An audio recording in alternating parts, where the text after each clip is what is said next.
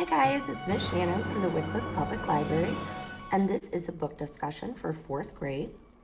We are looking at a series called the Sisters Grimm, and the one I read was the very first one, The Fairy Tale Detectives. All these books are written by Michael Buckley, and again, it's a series, and there's a total of 9 books. I always like to find a series because if I like it, I know I can just go right back to the story. The genre of this book is definitely fantasy, but it has some subgenres, such as humor, mystery, and adventure.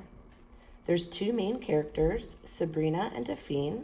They're sisters, and they're orphans, and it starts off with them on a train going to see their grandmother, who they insist, well, she's dead. What ends up happening is they meet Relda Grimm, the grandmother, and they find out that they are descendants of the Brothers Grimm.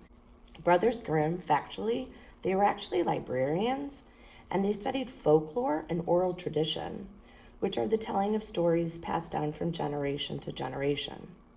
The Grimm brothers then put together Grimm's Fairy Tales. Grimm's Fairy Tales ends up being for the girls, not a fictional story, but actually a book that can help them throughout their adventures.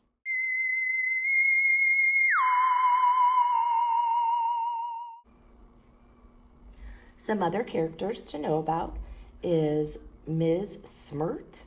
She is the caseworker for the girls and is taking them to their grandmothers. She's very grumpy, and you can tell right from the beginning she doesn't like the girls.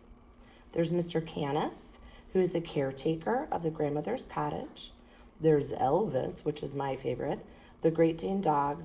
And they do bring up their parents in the beginning, just so you know that, but they are missing.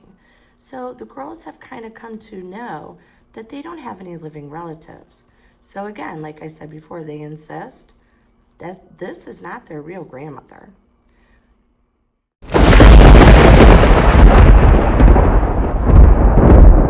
There is very great description in this book. The trees are very crooked when they get to the cottage. It's deadly still. Mr. Canis, the caretaker, says to them, once they arrive, you're not to let anybody in this house. So they're very suspicious. It has a hint of mystery that we're not sure what's going to happen. There's also very odd books in the house, such as Architecture for Pigs. There's black and white photos everywhere of people they're not sure who they are, and all the floors creak. So I'm going to read you this part.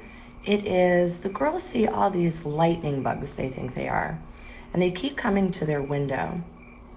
Mr. Canis stomped across the room, pushed the girls aside, and locked the window.